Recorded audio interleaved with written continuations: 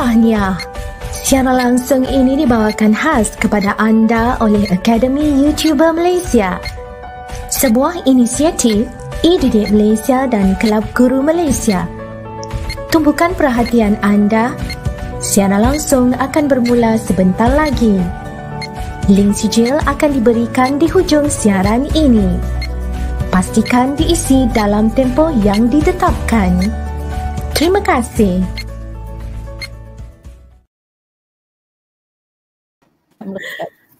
Okey, Assalamualaikum dan salam sejahtera kepada semua para guru, ibu bapa yang dihormati dan para pelajar yang dikasihi sekalian.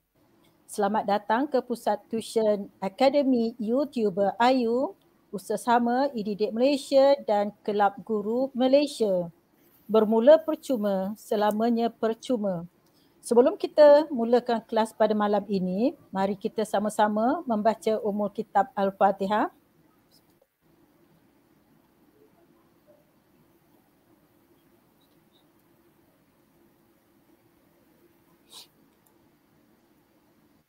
Okey, apa khabar para pelajar yang dikasihi sekalian? Harap semua berada dalam keadaan sihat dan bersedia untuk meneruskan kelas kita pada malam ini. Saya percaya pelajar-pelajar dah tak sabar untuk meneruskan kelas kita pada malam ini. Saya memperkenalkan diri saya dahulu. Nama saya Cikgu Nur Hayati binti Ismail atau Cikgu Yati dari Kolej Matrikulasi Negeri Sembilan selaku moderator pada malam ini. Hari ini kita ada kelas tuition pra universiti subjek ekonomi pada malam ini dan sedang bersiaran secara langsung melalui channel Cikgu Yi. Pada malam ini, kita bersiaran secara langsung dari channel Cikgu Yi. Siapa yang belum subscribe, silalah tekan butang subscribe sebagai tanda sokongan kepada Cikgu Yi. Okey, nama sebenar beliau adalah Cikgu JD Yi atau Cikgu Yi dari Kolej Tingkatan 6 Bandar Utama. Beliau mempunyai pengalaman mengajar selama 15 tahun. Tajuk yang akan disampaikan oleh Cikgu Yi ialah keanjalan permintaan dan keanjalan penawaran. Kelas ini akan berlangsung lebih kurang 1 jam. Saya juga ingin memperkenalkan rakan-rakan yang bersama dengan saya iaitu presenter kita pada malam ini iaitu Cikgu Yi. Hai Cikgu Yi.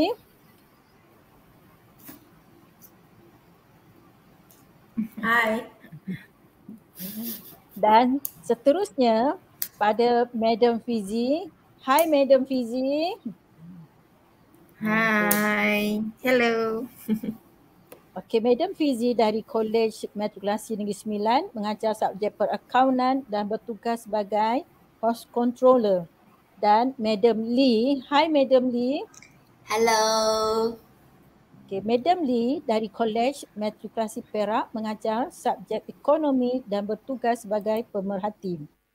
Sebelum kita teruskan kelas kita, ingin saya ingatkan semua pelajar dan penonton yang ingin menghantar komen hendaklah menggunakan bahasa yang sopan dan gambar profil yang bersesuaian untuk tontonan umum. Saya percaya semua pelajar yang hadir kelas pada malam ini merupakan pelajar-pelajar cemerlang dan mari kita tunjukkan disiplin yang terbaik. Okey, Akademi YouTuber akan memberi kredit Ayu atau mata ganjaran. Satu kehadiran dalam mana-mana kelas live Ayu bersamaan dengan 3 mata kredit. Saya akan umumkan nombor kelas 5 digit satu persatu, awal kelas, pertengahan kelas dan hujung kelas. Para pelajar kena fokus dan buat catatan sendiri. Link sijil penyertaan akan diberikan di penghujung kelas pada malam ini. Sila ambil perhatian. Link tersebut akan tamat tempoh setengah jam selepas live. Pastikan anda guna email e-didik sahaja. Kesalahan memasukkan email tidak akan dilayan. Sila fokus pada isi pelajaran yang akan disampaikan oleh Cikgu Yi. InsyaAllah, moga kelas kita pada malam ini dapat dimanfaatkan sepenuhnya oleh para pelajar. Sebelum kita mendengar daripada persembahan oleh Cikgu Yi, saya akan bacakan kod mata kredit pelajar yang bermula dengan A12. Jadi saya ulangkan, nombor yang pertama ialah A12. Tanpa membuang masa lagi, kita akan mulakan kelas ekonomi yang akan disampaikan oleh Cikgu Yi. Dipersilakan. Ya, terima kasih diucapkan kepada Cikgu Yati dan salam sejahtera dan selamat datang ke Cikgu Yi Channel kepada semua guru, para ibu bapa dan juga pelajar-pelajar yang dikasihi. Jadi hari ini Cikgu akan menyampaikan satu topik ekonomi yang bertajuk keanjalan permintaan dan keanjalan penawaran. Sebelum Cikgu mula pelajaran hari ini, izinkan Cikgu memperkenalkan diri dahulu ya. Nama penuh Cikgu adalah Yok Chin. Anda boleh panggil saya Cikgu Yi. Cikgu sedang berkhidmat di Kolej Tingkatan 6 Bandar Utama Selangor. Dan subjek yang Cikgu ajar adalah Ekonomi STPM. Dan kelayakan profesional Cikgu adalah Sarjana Muda Ekonomi dari Universiti Malaya dan juga Sarjana Pendidikan dari Universiti Sains Malaysia. Cikgu juga ingin mengambil kesempatan ini untuk memperkenalkan beberapa playlist yang Cikgu telah upload dalam YouTube saya dan pelajar-pelajar bolehlah membuat ulang kaji dengan menonton video-video tersebut. Jadi antaranya adalah mikroekonomi iaitu semester 1 dan juga ekonomi semester 2 dan ekonomi semester 3 untuk STPM. Selain daripada itu, anda juga boleh melihat video-video tentang teknik menjawab soalan ekonomi STPM Dan selain daripada itu, Cikgu juga ingin mengambil peluang ini untuk memperkenalkan beberapa panitia yang ada dalam akademik YouTuber tingkatan 6 dan juga Prayu. Jadi kita ada perakaunan dan ekonomi Prayu yang diketuai oleh Madam Fizi. Dan Madam Fizi dan Cikgu Yati merupakan pensyarah perakaunan, manakala saya dengan Cikgu Lee adalah mengajar ekonomi Jadi selain daripada perakaunan dan ekonomi, kita juga ada panitia-panitia yang lain seperti panitia biologi, panitia matematik, panitia kimia dan juga panitia fizik bagi Prague University. Jadi pelajar-pelajar boleh sebarkan berita ini kepada rakan-rakan yang ada mengambil mata pelajaran tersebut. Jadi tanpa melengahkan masa, Cikgu akan menyampaikan topik perbincangan kita hari ini iaitu keanjalan permintaan dan keanjalan penawaran. Jadi topik yang Cikgu sampaikan hari ini lebih merupakan satu ulang kaji sebab ada ramai pelajar yang selalu rasa keliru apabila kita bincangkan keanjalan permintaan dan keanjalan penawaran. Jadi hari ini Cikgu cuba membawa anda untuk menerokai dua topik ini dengan melihat apakah persamaan dan juga perbezaan antara keanjalan permintaan dan keanjalan penawaran. Jadi mula-mula sekali, kita cuba lihat apakah itu keanjalan permintaan. Keanjalan permintaan merupakan satu konsep dalam mikroekonomi di mana dia menerangkan kepada kita bahawa apabila wujudnya satu kenaikan harga dalam bentuk peratusan tertentu, ia akan menyebabkan kuantiti diminta akan jatuh pada peratusan yang tertentu juga. Dan kita lihat bahawa hubungan ini adalah hubungan songsang iaitu peratusan harga yang naik akan menyebabkan kejatuhan kuantiti diminta dalam bentuk peratusan. Dan keadaan sebaliknya, kalau wujudnya satu kejatuhan harga dalam peratusan tertentu, dia juga akan menyebabkan kenaikan kuantiti diminta dalam peratusan tertentu. Jadi pelajar cuba lihat keanjalan permintaan membolehkan kita mengkaji satu hubungan songsang antara harga dengan kuantiti diminta dalam bentuk peratusan. Jadi kita boleh lihat bahawa keanjalan permintaan adalah satu konsep yang membolehkan kita lihat darjah tindak balas pengguna terhadap kuantiti diminta akibat daripada perubahan harga barang itu tersebut. Dan sebaliknya, kalau kita bandingkan dengan keanjuran penawaran juga melihat beratusan perubahan harga. Jadi apabila harga naik dalam beratusan yang tertentu, ia akan menyebabkan kuantiti yang ditawarkan juga akan naik dalam beratusan yang tertentu. Jadi kalau pelajar perhatikan anak panahnya, bagi keanjuran penawaran, hubungan antara harga dan kuantiti ditawarkan dalam bentuk beratusan adalah hubungan langsung ataupun positif, ya, di mana harga naik, kuantiti ditawarkan juga naik. Dan sebaliknya, kalau harga jatuh dalam beratusan yang tertentu, ia juga akan memberikan kesan kepada kuantiti yang ditawarkan jatuh juga dalam beratusan yang tertentu. Jadi kita boleh simpulkan bahawa keanjuran penawaran adalah merupakan satu konsep yang melihat darjah tindak balas. Ya, darjah ini membawa maksud beratusan. Okey, jadi beratusan tindak balas pengeluar terhadap kuantiti ditawarkan akibat daripada perubahan harga barang itu. Jadi itulah perbezaan antara konsep keanjuran permintaan dan keanjuran penawaran, di mana kita lihat hubungan antara harga dengan komponen kuantiti diminta dan kuantiti ditawarkan, ya, dalam dua konsep ini. Baiklah, kita teruskan dengan melihat satu contoh di sini. Kalau kita andaikan harga turun 1%, bila harga turun 1%, apabila kita kaitkan harga ini dengan kuantiti diminta, maka kuantiti diminta mesti naik sebab wujud satu hubungan songsang antara harga dengan kuantiti diminta. Harga turun, kuantiti diminta naik. Ini dijelaskan oleh hukum permintaan. Tetapi di bawah topik keanjuran permintaan, kita akan mengkaji dengan lebih mendalam. Maksudnya, kita nak lihat apabila harga turun 1%, kuantiti diminta naik berapa peratus.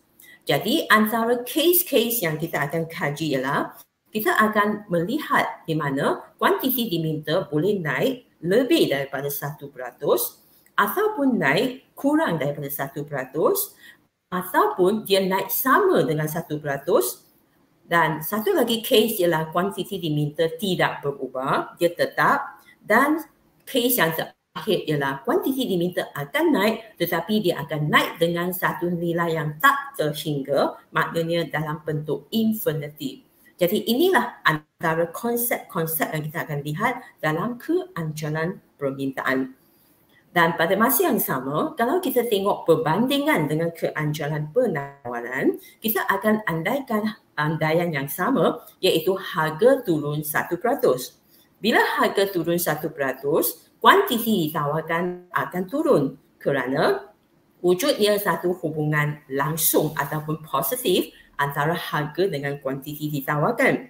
Jadi di bawah keanjuran penawaran, kita akan kaji dengan lebih lanjut, iaitu kalau harga turun 1%, kuantiti ditawarkan boleh turun berapa peratus, ya?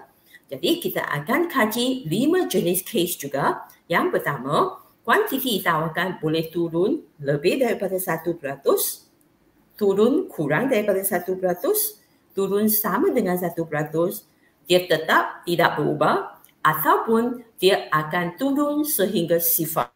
Maksudnya bila harga turun 1% sahaja, pengeluar tidak akan jual langsung produknya. Jadi dia jatuh menjadi sifar. Jadi di sini pelajar cuba buat satu perbandingannya. Keanjuran permintaan akan melihat hubungan harga dengan kuantiti diminta dan terdapat 5 jenis kes di bawah keanjuran permintaan.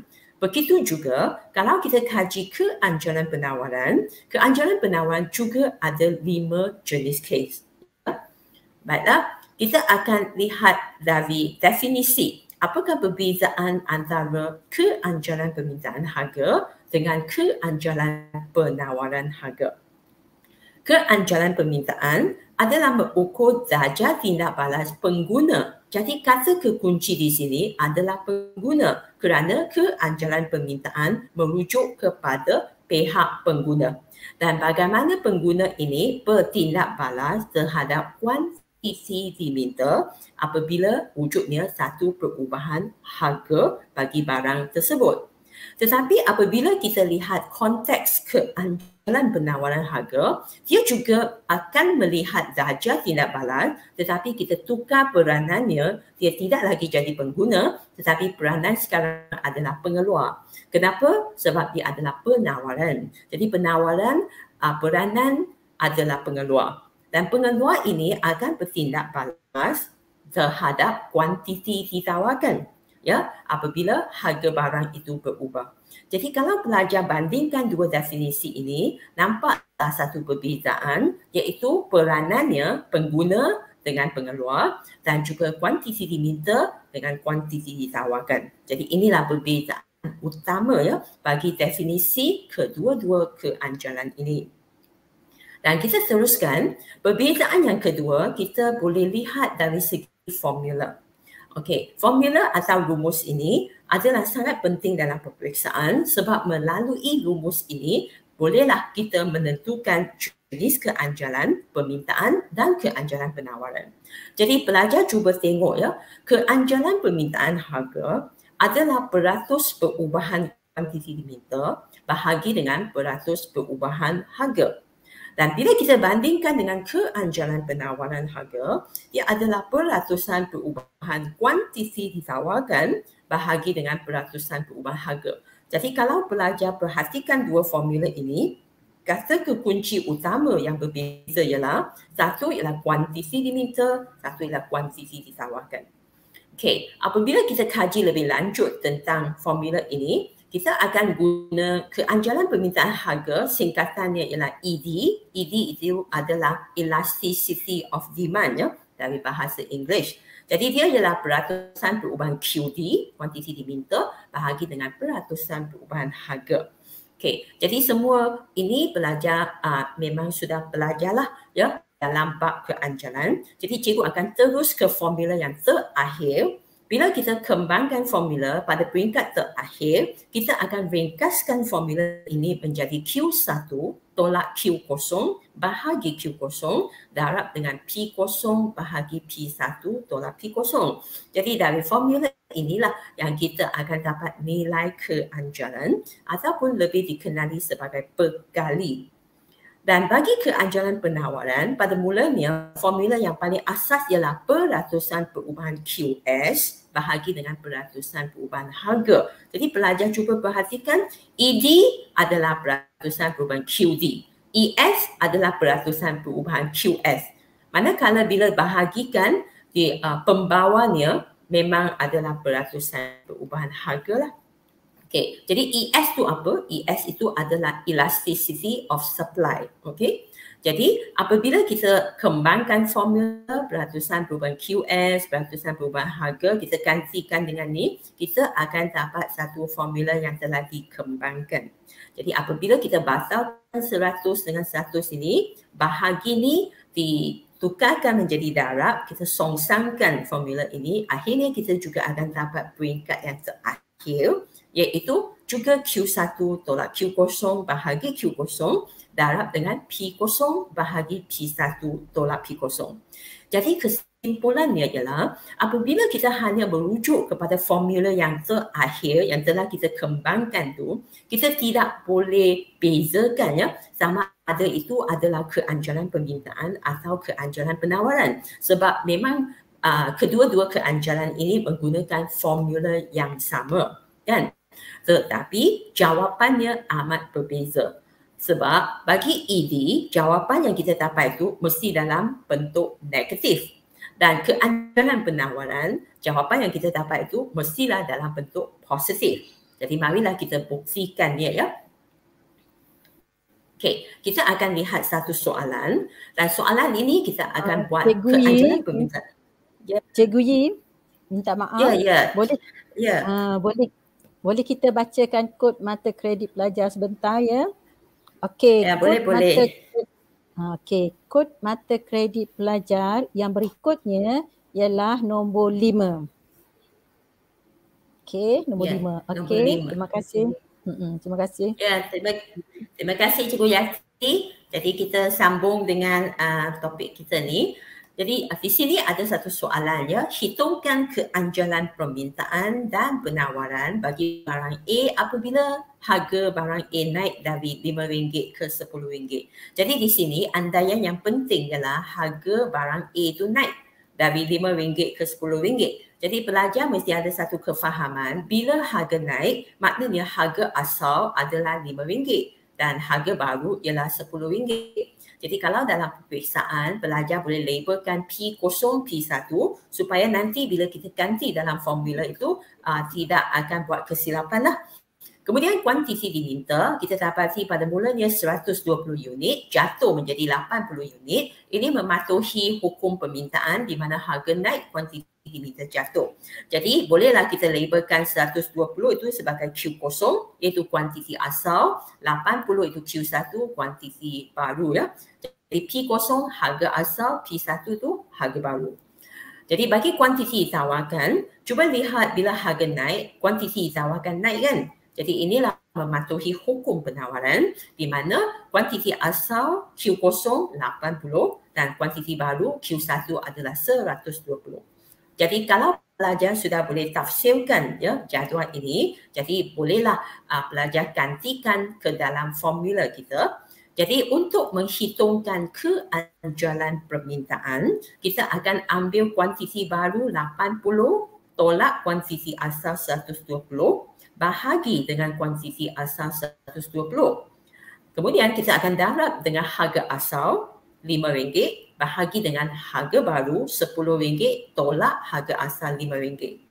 Jadi selepas pelajar membuat penghitungan, anda akan dapat satu jawapan yang berbentuk negatif. Jadi inilah yang cikgu maksudkan bahawa setiap satu jawapan mesti ada tanda negatif di depan. Ya, kalau kamu dapat tanda positif, dia tidak mewakili keanjalan permintaan. Jadi kenapa mesti ada satu tanda negatif di depannya? Jadi marilah kita lihat ayat implikasinya. Jadi dia memberikan satu implikasi ataupun maksud iaitu setiap 1% kenaikan harga. Okey, bila kita nak letak kenaikan harga ya berdasarkan kepada soalan. Dalam soalan ini, kan dia kata harga naik dari RM5 ke RM10. Jadi kita pun ikutlah andaian soalan. Jadi setiap 1% kenaikan harga. Sebaliknya, kalau dia kata kejatuhan harga, jadi kesimpulan kita pun menggunakan kejatuhan harga. Jadi fleksibel ya kesimpulan kita. Jadi untuk case ini, kita mesti mula dengan 1% ya. 1% itu adalah andaian yang standard. Jadi kita mula ayat setiap 1% kenaikan harga akan menyebabkan kejatuhan kuantiti diminta barang A. Kenapa kejatuhan kuantiti diminta barang A? Kerana kenaikan harga dan kejatuhan kuantiti diminta ini diterangkan dengan tanda negatif ini dalam angka. Okey, so dalam jawapan kita ada satu tanda negatif. Bila kita terjemahkan dalam bentuk ayat, maka kita nyatakanlah kenaikan dengan kejatuhan ini sebagai satu hubungan songsam antara harga dengan kuantiti diminta. Maka bila kita bagi jawapan 0.33 dalam bentuk peratusan, kita tidak letak negatif di sini dah. Sebab negatif itu sudah diterangkan dalam ayat tadi iaitu kenaikan harga menyebabkan kejatuhan kuantiti diminta. Okey, sekarang kita beralih ke keanjalan penawaran. Kalau pelajar diminta mencari keanjalan penawaran, sama juga kita ambil Q1 tolak Q0 bahagi Q0. Jadi dalam konteks ini ialah 120 tolak 80 bahagi 80. Kemudian kita darab P0 bahagi P1 tolak P0. Jadi dalam case ini ialah RM5 bahagi dengan RM10 tolak RM5. Selepas pelajar menyelesaikan penghitungan ini, pelajar akan dapati bahawa jawapan adalah dalam bentuk positif. Maknanya bila kita dapat 0.5 ini, dia adalah positif 0.5 kerana dia menunjukkan satu nilai perkali keanjalan penawaran. Dia mesti positif. Jadi dengan nilai positif ini, dia memberikan satu implikasi. Jadi pelajar cuba perhatikan implikasi tu, dia ada persamaannya ya, sebab dia akan bermula dengan kata kekunci setiap 1%. Jadi di sini pelajar cuba perhatikan, kalau cikgu gunakan kenaikan harga berdasarkan soalan, memang harga naik, dan mesti berhati-hati bahawa bila kenaikan harga akan menyebabkan kenaikan kuantiti ditawarkan sebab ini adalah positif. Jadi hubungan positif yang akan menjelaskan kenapa 0.5 ini positif. Ya, jadi bila harga naik, kuantiti ditawarkan naik. Kalau harga jatuh, kuantiti ditawarkan jatuh. So ini ayat dia. Jadi kuantiti ditawarkan ni 0.5%. Jadi ini jawapan kita. Jadi dari sini, dari contoh ini, cikgu harap pelajar dapat lihat perbezaan dari segi perkali keanjuran permintaan negatif, perkali keanjuran penawaran adalah positif, dan juga implikasi ayat itu akan mula dengan setiap 1% perubahan harga, dan bagi permintaan adalah satu hubungan songsang ya, dan bagi penawaran adalah satu hubungan langsung dalam ayat yang kita terangkan tentang harga dan kuantiti yang berubah tu. Okay, right. Sekarang cikgu akan beralih ke satu perbandingan ya antara keanjuran permintaan dan keanjuran penawaran dari segi keloknya ya. Jadi selalunya pelajar akan keliru apabila melukiskan kelok. Bila ditanya keanjuran permintaan, dia akan lukiskan keanjuran penawaran dan keadaan sebaliknya. Jadi marilah kita lihat bagaimana kita boleh hafalkan dan juga bandingkan perbezaan antara kelok ini. Mula-mula sekali, pelajar mesti faham keanjuran permintaan dan keanjuran penawaran ada 5 kes. Ya? Dan setiap satu kes ini, dia punya perkali adalah sama dari segi angka dia.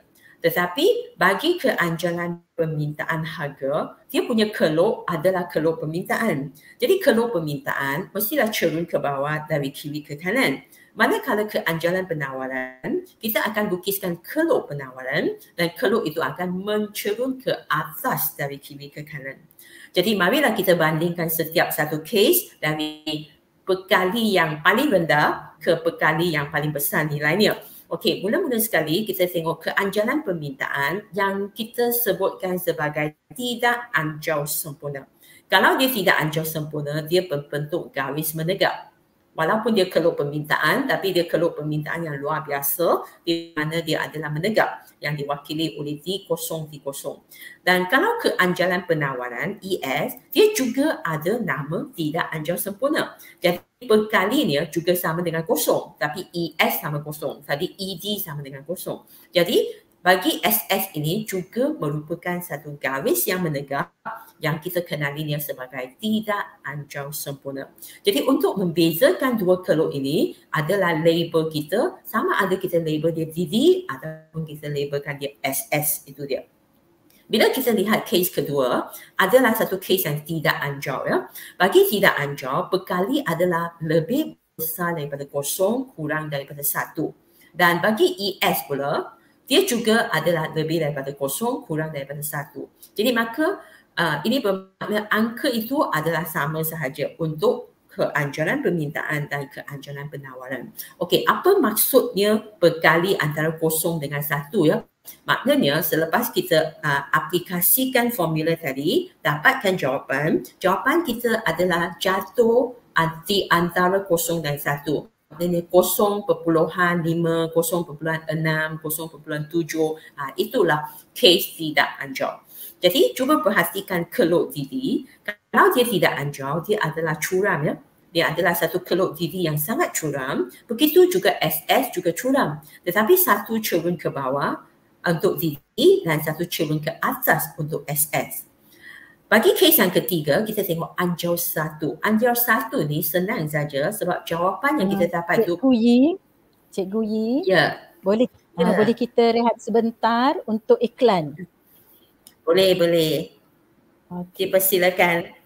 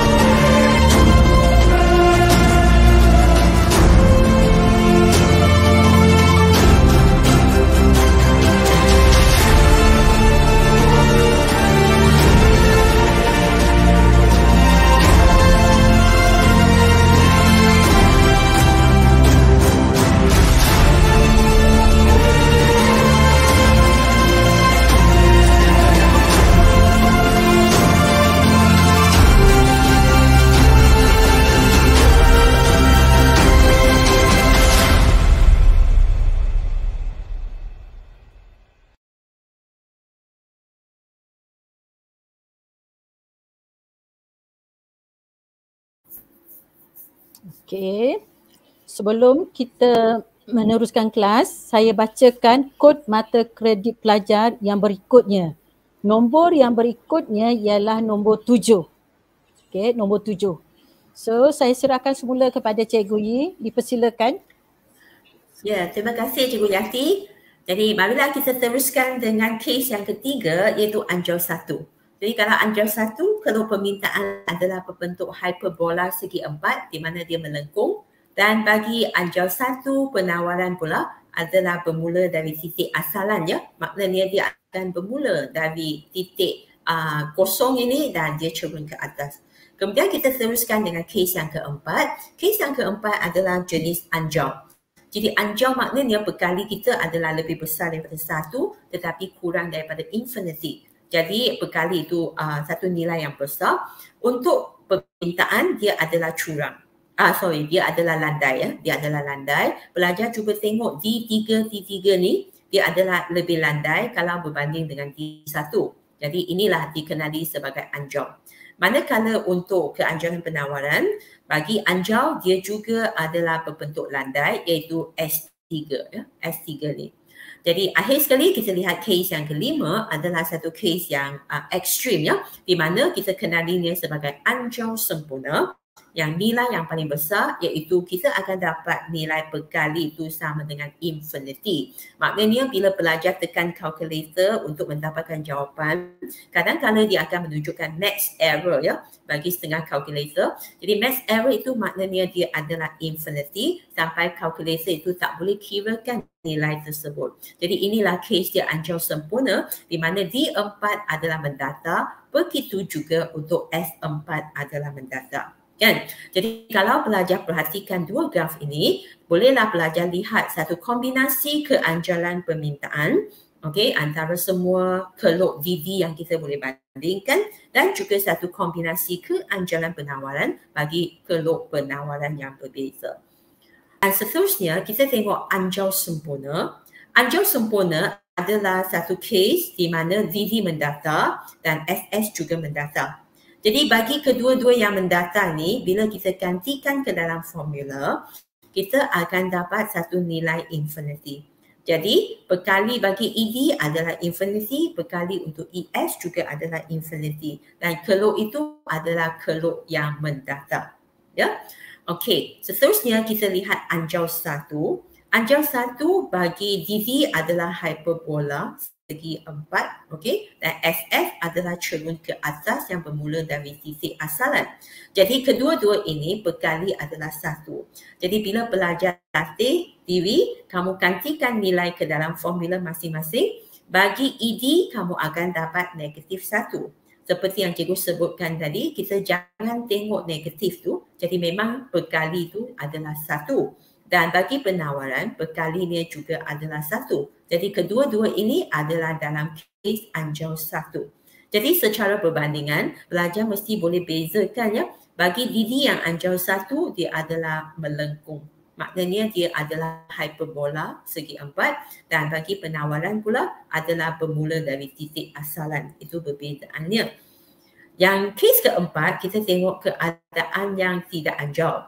Jadi bagi kes yang tidak anjau, perkali itu mesti antara 0 dengan 1.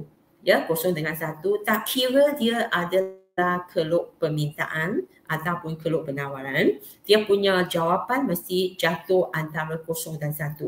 Jadi untuk kes ini, kita dapat negatif 0.17. Jangan tengok negatif, tengok 0.17 sahaja. Jadi 0.17 memang antara 0 dan 1. Dan bagi perkali penawaran 0.13 positif, dia juga adalah antara 0 dan 1. Jadi kedua-dua kes ini mematuhi kes tidak anjau. Jadi cuba kita perhatikan bagi kes yang tidak anjau, kita akan dapati kelok permintaan ini sangat curang. Ya, jadi maknanya kalau kita bandingkan dengan kelok permintaan tadi, ini nampaknya jauh lebih curang berbanding dengan sebelumnya. Dan kelok penawaran ini juga adalah curang. Okey, satu dia cerun ke bawah, satu cerun ke atas. Itulah yang membezakan DD dengan SS. Tetapi jawapan dia adalah antara 0 dengan 1. Ya. Baiklah, kita lihat tidak anjau sempurna. Bagi kes tidak anjau sempurna, memang kita tak boleh bezakan DD dan SS kecuali kita labelkannya ya. Kerana kedua-dua bentuk tu adalah menegak. Okey, so dari segi penghitungan, kedua-dua jawapan ini akan memberikan kosong ataupun sifar. Ya, jadi bagi sifar memang tak ada tanda negatif lah sebab sifar itu adalah neutral ya. Jadi bagi keanjaran permintaan pun kita letak kosong, keanjaran penawaran pun kosong. Jadi untuk kes ini kita kenalinya sebagai kes tidak anjau sempurna.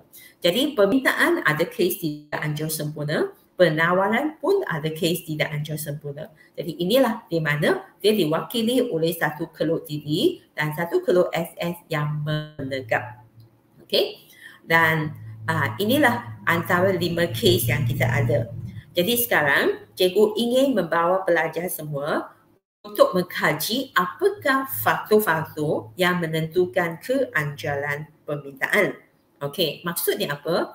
Okey, mula-mula sekali bila kita nak lihat faktor yang menentukan keanjalan permintaan, pelajar mesti faham ini adalah dalam bentuk soalan esei yang sangat popular ya. Jadi, mula-mula sekali kita mesti bezakan dua kategori, iaitu satu keadaan adalah anjau, satu keadaan tidak anjau. Apa maksudnya anjau? Anjau bermakna pengguna itu adalah sensitif terhadap harga ataupun fleksibel terhadap harga. So, bila kita sensitif, kita fleksibel lah. So, bila kita fleksibel, kita adalah pengguna yang anjau. Okey, bagi yang tidak anjau adalah satu keadaan di mana pengguna itu tidak fleksibel ataupun dia tidak sensitif terhadap harga. Jadi kita nak kategorikan apakah sebab-sebab yang menjadikan satu pasaran ataupun satu pengguna sensitif, fleksibel terhadap harga iaitu anjau, dan apakah sebab-sebab yang menyebabkan pengguna ataupun pasaran tidak fleksibel, tidak sensitif terhadap harga iaitu tidak anjau. Jadi antara faktor-faktor yang kita harus ingatkan ialah 1 hingga 8 ya. Marilah kita lihat case pertama ataupun faktor penentu yang pertama. Faktor penentu yang pertama ialah bilangan barang pengganti.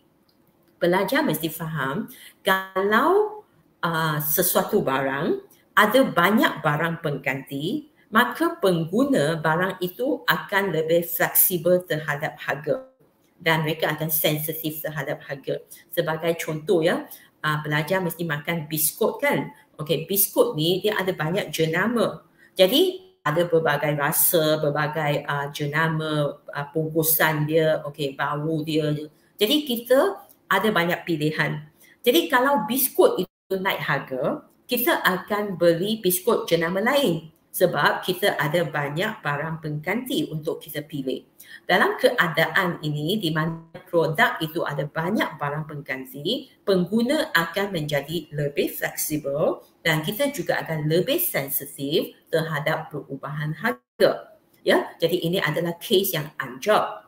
Tetapi kalau barang itu dia tidak ada barang pengganti ataupun sangat kurang barang pengganti dia. Jadi cikgu bagi contoh biji timah. Biji timah ni untuk kita membuat tin kan. Kalau biji timah ni dia memang kurang barang pengganti. Jadi penggunaan biji timah itu adalah kurang fleksibel, tidak anjau ataupun tidak sensitif terhadap harga. Apakah sebabnya? Kerana pengguna itu tak ada pilihan. Kita tak boleh ganti barang lain dengan biji timah. Okay? So bila tak ada barang pengganti, kita menjadi tidak anjau. Nah, selain daripada biji timah, kita boleh bagi contoh seperti garam, gula, semua ini tidak anjau. Tapi kes dia lebih ekstrim lagi kerana garam dan gula ini bukan saja tidak anjau tetapi dia merupakan kes tidak anjau sempurna kerana memang dia tak ada barang pengganti langsung. Ya, jadi di sini pelajar mesti faham bilangan barang pengganti adalah satu faktor penentu yang utama yang menentukan sama ada pengguna itu sensitif ataupun fleksibel terhadap harga dan sebaliknya. Okey, kita lihat poin yang kedua iaitu jenis ataupun darjah kepentingan barang itu. Maknanya, adakah barang itu penting untuk pengguna? Kalau penting macam mana? Kalau tidak penting macam mana tindak balas pengguna terhadap perubahan harganya? Marilah kita lihat bagi anjau, barang itu adalah tidak penting. Maknanya barang itu dia tidak akan mempengaruhi kehidupan kita ya apabila kita tidak membelinya. Sebagai contoh bingkai foto. Jadi kalau bingkai foto sudah naik harga ya, jadi kita akan lebih sensitif terhadap harga itu, kita juga fleksibel terhadap harga itu sebab bingkai foto bukan satu benda yang penting dalam kehidupan kita. So kita akan bertindak lebih anjau, lebih fleksibel. Maknanya harga naik kita tak nak belilah, harga turun baru beli. Tetapi kes ini tidak berlaku bagi benda yang penting dalam kehidupan kita. Okey, bagi pelajar yang pakai cermin mata ya, termasuk cikgu sendiri, kita tahu betapa pentingnya cermin mata untuk kehidupan seharian kita. Jadi kalau kita perlu pakai cermin mata, walaupun harganya mahal, kita akan beli juga. Kenapa? Sebab dia adalah sesuatu benda yang kita amat perlukan. Ya, dan dia mempengaruhi kualiti kehidupan kita. Jadi oleh kerana dia begitu penting, maka kita kurang sensitif terhadap harga ataupun kita kurang fleksibel terhadap harga. Walaupun harga mahal, kita tetap belinya. Jadi dengan perbandingan ini, pelajar akan nampak ya, darjah kepentingan sesuatu barang terhadap pengguna memang merupakan satu faktor yang akan menentukan sama ada pengguna itu anjau ataupun tidak anjau terhadap perubahan harga barang itu. Okey, sekarang kita pergi ke poin yang ketiga, bilangan kegunaan barang. Okey, dalam dunia ini kita tahu bahawa ada setengah barang ada banyak kegunaan, ada setengah barang kurang kegunaan. Okey, marilah kita ambil contoh yang sesuai ya. Bagi barang yang banyak kegunaan, tidak lain daripada laptop dan handphone ya, terutamanya pada zaman IT sekarang. Contohnya kalau kita ada laptop, kita boleh gunakan untuk keberbahagian tujuannya. Kita boleh masuk internet, kita boleh type, kita boleh buat pelbagai lah, Zoom, Meet, okay? Kita boleh masuk YouTube juga. Jadi bilangan kegunaan barang yang banyak, apabila harga dia turun ataupun ada diskaun, kita akan jadi sangat sensitif. Kita akan beli laptop apabila laptop mengalami kejatuhan harga. Katakan ada computer fair, IT fair, kita akan beli. Kenapa? Sebab ini barang yang mempunyai banyak kegunaan dan sangat berbaloi apabila kita beli kalau harga dia turun. Jadi pengguna sensitif terhadap kejatuhan harga bagi laptop dan kita adalah anjau lah terhadap permintaan ini. Okey, kita tengok satu permintaan bagi barang yang kita tak anjau, tidak anjau kalau berbanding dengan laptop. Contohnya ialah sabun. Sabun adalah satu benda yang kurang kegunaan. Apa yang kita gunakan sabun ini untuk membersih, untuk mencuci, kan, untuk membasuh. Jadi selain daripada itu sahaja. Sabun tak ada kegunaan yang lain seperti laptop. Jadi oleh kerana kegunaan dia kurang, bila sabun naik harga, kurang harga, kita tak peduli. Maknanya dia tak penting lah, kalau naik harga dia beli juga. Jadi dalam kes ini bermakna perubahan harga pun tak banyak, kegunaan pun tak banyak. Jadi bila dia ada perubahan harga, kita tidak begitu sensitif terhadap perubahan harga tersebut. Okey. Bagi ke poin yang keempat, kita akan tengok peratusan pendapatan yang dibelanjakan. Mula-mula sekali, bagi peratusan pendapatan yang dibelanjakan adalah besar, contohnya kereta, rumah, okey, di mana bila seorang mendapat gaji, sebahagian besar daripada gaji itu mesti digunakan untuk membayar barang itu. Jadi, barang itu adalah satu barang yang sangat membawa kesan yang anjau kepada pengguna tersebut ya. Sebagai contoh, kalau seseorang mendapatkan upah bulanan, jadi sebahagian besar peratusan pendapatan itu mesti dibayar untuk kereta, okey, dan dibayar untuk rumah dari segi pinjaman bank. Jadi mereka agak sensitif lah terhadap perubahan harga itu sebab dia akan mempengaruhi kehidupan pengguna itu, ya, kuasa beli mereka. Tetapi bagi barang di mana dia melibatkan peratusan pendapatan yang dibelanjakan adalah kecil, contohnya surat khabar, majalah, Okey, jadi peratusan pendapatan yang dibelanjakan adalah sedikit. Jadi pengguna pun kurang sensitif apabila majalah itu mengalami perubahan harga. Tapi kalau kereta dan rumah mengalami perubahan harga, mungkin pengguna itu lebih sensitif kerana dia melibatkan pendapatan yang sebahagian daripada pendapatan yang besar ya.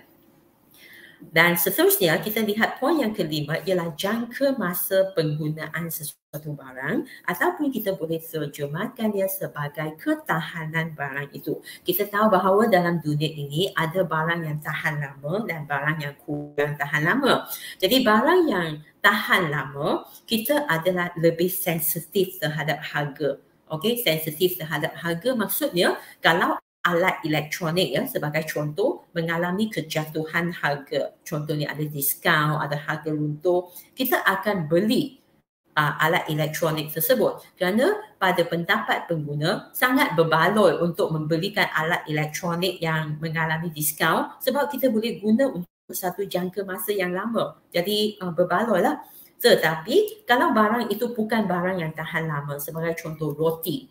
Kalau roti itu diskaun 50%, kita pun tak akan beli banyak, okey? Kerana roti itu adalah makanan, dia tidak tahan lama, dia tidak boleh disimpan untuk jangka masa yang lama kerana dia ada tarikh luputnya. Jadi dengan ini, kerana ketahanan barang itu kurang, jadi kita tak sensitif terhadap harga. Tak sensitif terhadap harga dalam kes ini maksudnya ialah bila roti itu mengalami kejatuhan harga, kita tak akan bertindak balas dengan kadar yang banyak ya, dan beli dengan banyak. Kita tak akan buat begini kerana roti itu adalah barang yang tidak tahan lama. Jadi pelajar mesti faham kalau barang itu adalah barang tahan lama, kita adalah dalam keadaan anjal terhadap harga itu. Okey, kita bertindak balas terhadap harga. Tapi kalau barang itu tidak tahan lama, kita kurang bertindak balas terhadap perubahan harga, so kita tidak anjal. Bagi kes ke-6 ialah jumlah pendapatan pengguna. Jumlah pendapatan pengguna akan menjadikan seorang itu sama ada mempunyai kuasa beli yang tinggi ataupun kuasa beli yang rendah. Sebab kuasa beli seseorang adalah kaitan dengan pendapatan. Jadi di sini kita lihat ada orang yang pendapatan rendah dan pendapatan yang tinggi.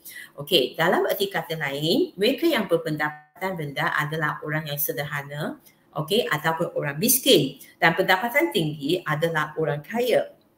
Biasanya bagi orang kaya iaitu pendapatan yang tinggi, golongan ini kurang sensitif terhadap harga. Maknanya walaupun harga naik ataupun turun dengan banyak, bagi mereka tak bertindak balas dengan banyak sebab mereka ada kuasa beli. Jadi mereka tidak begitu sensitif apabila harga itu berubah.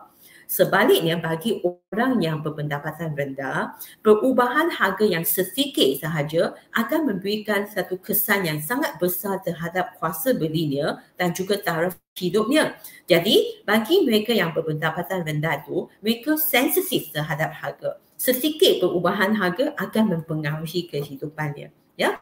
Jadi bila kita sebut tentang jumlah pendapatan, pelajar mesti ada satu pandangan bahawa dia merujuk kepada kuasa beli seseorang. Jadi mereka yang ada kuasa beli yang tinggi, pendapatan tinggi, mereka tidak begitu sensitif terhadap harga. Tetapi mereka yang miskin, pendapatan rendah, bila ada perubahan harga yang sedikit, dia akan memberikan kesan yang lebih kepada mereka dan mereka akan menjadi lebih sensitif. Ya. Okey. Seterusnya kita lihat faktor masa ya. Faktor masa boleh dibahagikan kepada jangka panjang dan juga jangka pendek. Kalau ada jangka masa yang cukup panjang, kita akan menjadi lebih anjal, lebih fleksibel. Sebagai contoh ya, kalau cikgu kata ya, cikgu ekonomi kamu kata esok kita perlukan buku teks ekonomi. Jadi berapa jangka masa diberikan? Esok maknanya 24 jam. Jadi 24 jam tu jangka pendek lah. Kalau esok mesti ada buku teks ekonomi, hari ini mesti beli. Jadi kalau hari ini terpaksa beli buku itu, kita tidak begitu sensitif terhadap harga. Maknanya kita tak ada masa nak bandingkan harga, pergi ke kedai-kedai lain, okey, tengok harga mana yang lebih murah, kita beli saja. So bila ada stok kita beli saja. Jadi dalam jangka masa yang pendek kita kurang sensitif terhadap harga sebab kita tak ada masa. Tak ada masa nak banding harga, nak tentukan harga tu. Tetapi kalau kamu diberi jangka masa yang panjang, katakan cikgu ekonomi kata semester yang akan datang baru nak buku tu. Jadi ada masa yang panjang untuk kita pergi ke kedai buku yang berlainan, kita boleh banding harga dia, tunggu diskaun dia. Jadi kita lebih fleksibel dari segi harga. Jadi dalam faktor masa ni, bila kita lihat anjau, kita terjemahkan dia sebagai fleksibel.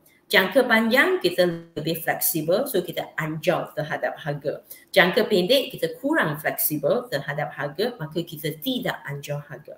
Okey? Dan akhir sekali ialah unsur ketagihan. Kita tahu bahawa ada setengah barang yang kita gunakan ada unsur ketagihan. So dia tidak lain daripada rokok dan juga arak. Jadi mereka yang menggunakan rokok dan arak sebab ada unsur ketagihan, mereka kurang sensitif terhadap harga iaitu tidak anjau. Maksudnya walaupun harga rokok naik, harga arak naik kerana kerajaan kenakan cukai yang tinggi, mereka tetap akan beli kerana barang itu akan menyebabkan mereka ketagihan. So ketagihan yang menjadikan mereka tidak fleksibel terhadap harga. Tetapi barang biasa yang tidak ada unsur ketagihan, maknanya kita anjau lah, kita fleksibel, kita nak beli, kita tak nak beli, kita ada kebebasan. Tapi bagi barang yang ada unsur ketagihan, pengguna itu mungkin terikat dengan unsur ketagihan dan mereka tidak fleksibel. Okey, jadi antara 8 faktor ini. Cikgu Yi, boleh saya berhenti kejap nak baca. Okey, kod mata kredit pelajar yang terakhir ialah nombor 1. Okey, nombor yang terakhir ialah nombor 1. Okey, saya serah semula kepada Cikgu Yi. Okey, terima kasih Cikgu Yati. Jadi ini dia 8 faktor yang akan mempengaruhi pengguna sama ada dia anjau terhadap harga ataupun tidak anjau terhadap harga. Okey, kita pergi ke topik yang terakhir. Jadi bagi keanjuran penawaran, kita juga ada faktor penentu. Ya, sama ada penawaran yang anjau atau penawaran yang tidak anjau. Okey, dalam kes ini pelajar mesti faham, sekarang kita akan ambil peranan sebagai pengeluar. Tadi kita sebagai pengguna, kita sensitif terhadap harga atau tidak sensitif terhadap harga. Tapi sekarang kita ambil peranan sebagai pengeluar. Pengeluar juga boleh bertindak sensitif terhadap harga dan tidak sensitif terhadap harga. Okey, so antaranya ada tujuh faktor. Yang pertama ialah kos pengeluaran. Kalau pengeluar nak tambahkan keluaran dan pertambahan keluaran itu melibatkan pertambahan kos pengeluaran yang rendah. Maknanya bila mereka nak tambah keluaran, mereka mesti tambah input kan. Beli bahan mentah, beli mesin dan sebagainya. Tetapi kerana kos pengeluaran yang rendah, so mereka fleksibel lah, mereka anjau. Mereka boleh bertindak balas dengan fleksibel. Jadi anjau di sini maknanya fleksibel ya, jangan lupa ya pelajar. Bagi tidak anjau adalah di mana pengeluar kalau dia nak tambahkan keluaran, dia perlu menghabiskan ataupun mengeluarkan satu kos pengeluaran yang tinggi. Jadi oleh kerana perlu keluarkan satu kos pengeluaran yang tinggi menyebabkan mereka kurang sensitif terhadap harga. Maksudnya walaupun harga barang naik, mereka tak boleh tambahkan keluaran dengan cepat ataupun dengan banyak kerana pertambahan keluaran itu perlukan kos yang tinggi. Jadi mereka tidak fleksibel. Walaupun harga naik, mereka tak bertindak balas dengan naikkan penawaran. Okey. Bilangan firma di pasaran. Kalau banyak firma dalam pasaran, anjau. Kenapa? Sebab lebih banyak firma, lebih banyak keluaran akan dihasilkan bila perubahan harga. So sebuah pasaran yang merupakan pasaran persaingan sempurna, biasanya adalah pasaran yang anjau. Tetapi bagi pasaran yang kurang firma, ya, beberapa orang firma saja, so mereka kurang bertindak balas sebab kurang pengeluar kan. Jadi case penawaran pun tidak anjau. Jadi kita sedang lihat penawaran ya, anjau dan tidak anjau ni. Okey, faktor pengeluaran. Kalau faktor pengeluaran itu mudah diperoleh, okey, maksudnya bahan mentah itu senang didapati. Jadi apabila harga naik, jadi pengeluar boleh bertindak dengan cepat. Okey, dengan naikkan keluaran mereka. Jadi ini kes yang ancol lah. Tapi ada setengah pengeluaran di mana faktor pengeluaran itu sukar untuk diperoleh. Bukan senang nak dapat faktor pengeluaran ataupun bahan mentah tu. Jadi pelajar cuba bayangkan, sekarang harga sudah naik. Harga naik maknanya ada peluang mendapat keuntungan. Tetapi pengeluar jenis ini mereka kurang fleksibel untuk menambahkan keluaran walaupun harga naik. Kenapa? Sebab faktor pengeluaran yang mereka gunakan tu bukan senang nak cari, tak dapat cari. Okey, susah nak perolehi. Jadi inilah kes yang tidak ancol. Seterusnya kita lihat teknologi.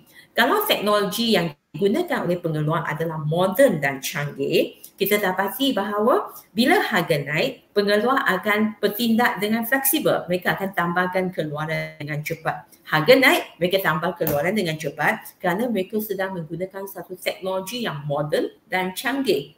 Tetapi kalau pengeluar itu menggunakan teknologi yang mundur dan usang, walaupun harga pasaran naik, mereka tak boleh bertindak dengan cepat sebab mereka tak ada teknologi. Ya, ataupun teknologi itu tidak membolehkan mereka bertindak dengan menambahkan keluaran dengan banyak. Ya. Okey, poin kelima ialah bahagian kos input berbanding dengan jumlah kos pengeluaran. Maksudnya, kalau kos input itu melibatkan kos pengeluaran yang banyak, okey, ataupun kecil. Jadi kita cuba bandingkan dua ini ya. Lihat kata kekunci dia. Kalau kos input adalah sebahagian kecil daripada jumlah kos pengeluaran, jadi apabila wujud perubahan harga, pengeluar itu akan bertindak dengan fleksibel sebab kos dia rendah. Tetapi bagi kos input adalah sebahagian besar daripada jumlah kos pengeluaran, walaupun harga naik di pasaran, mereka tak boleh tambah keluaran dengan cepat kerana mereka melibatkan satu kos pengeluaran yang besar. So bagi poin kelima dia lebih kurang sama dengan poin 1. Okey, 1 dan 5 lebih kurang sama. Tetapi di sini kita tekankan kata kekunci cost input itu sahaja. Okey, ada dua lagi. Jadi cikgu akan habiskan ni ya. Okey, kapasiti pengeluaran adalah di mana kita lihat kesanggupan pengeluaran tu. Okey, kebolehan ataupun keupayaan lah. Okey, satu perkataan yang lebih sesuai, keupayaan. Kalau firma itu ada keupayaan lagi nak tambahkan keluaran, maksudnya dia belum capai lagi kapasitinya. Jadi bila harga naik, mereka masih boleh gunakan kapasiti yang ada untuk tambahkan keluaran. Jadi fleksibel lah mereka terhadap harga. Tetapi kalau mereka sudah capai kapasiti maksimum, maknanya keupayaan yang digunakan sudah penuh dah. Okey, tenaga buruh sudah habis digunakan, lepas tu mesin pun telah digunakan secara maksimum. Jadi apabila harga naik, jadi firma ini kurang fleksibel. Mereka tak boleh bertindak balas terhadap harga dengan naikkan keluaran sebabnya ialah mereka sudah capai kapasiti maksimum. Okey, akhir sekali kita lihat jangka masa. Bagi jangka masa yang panjang, adalah lebih fleksibel bagi firma untuk menambahkan keluaran. Jadi mereka anjau dalam jangka panjang. Kalau jangka pendek, jadi firma itu mungkin kekurangan masa untuk bertindak balas terhadap perubahan harga. Jadi mereka adalah tidak anjau terhadap harga dalam jangka pendek walaupun harga naik ya, kerana tak cukup masa untuk tambahkan keluaran dalam jangka pendek. Okey, cikgu harap pelajar boleh menguasai 7 poin ini untuk menjawab tajuk faktor penentu keanjalan penawaran. Jadi inilah kesimpulan kita untuk keanjalan permintaan yang kita telah belajar tadi, dan ini adalah kesimpulan untuk keanjalan penawaran. Jadi pelajar boleh tonton video ini semula ya bila pelajar ada masa ya. Jadi itu sahaja untuk kelas hari ini. Terima kasih kerana mengikuti kelas Cikgu Yi sampai peringkat terakhir. Jadi sekian sahaja untuk kelas ini. Saya serah balik kepada moderator kita malam ini, Cikgu Yati. Okey, terima kasih kepada Cikgu Yi atas penyampaian ilmu yang menarik dan bersahaja sebentar tadi. Semoga ilmu yang disampaikan tadi dapat memberi manfaat kepada semua pelajar pra-universiti. Dengan berakhirnya penyampaian ilmu tadi, maka berakhirlah kelas kita pada malam ini. Tahniah diucapkan kepada semua pelajar yang setia bersama untuk kelas pada malam ini dari awal sehingga ke saat ini. Link sijil boleh dapatkan pada bahagian chat. Sila ambil perhatian. Link tersebut akan tamat tempoh setengah jam selepas kelas live pada malam ini. Pastikan anda guna email e-didik sahaja. Kesalahan memasukkan email tidak akan dilayan. Semua kelas online percuma boleh ditonton semula melalui link yang disediakan di portal AYU. Sila layari ke portal www.academyyoutuber.com untuk dapatkan info terkini dan sebarkan kelas tuition percuma ini kepada rakan-rakan dan guru-guru di seluruh Malaysia. Usaha ini adalah hasil gabungan guru-guru seluruh Malaysia untuk semua para pelajar seluruh negara, terutamanya dalam menghadapi pandemik COVID-19 sekarang. Semoga kita mendapat manfaat dari kelas-kelas yang telah dijalankan. Bermula percuma, selamanya percuma, insya-Allah. Sekian, terima kasih dan jumpa lagi. Assalamualaikum warahmatullahi wabarakatuh dan bye semua.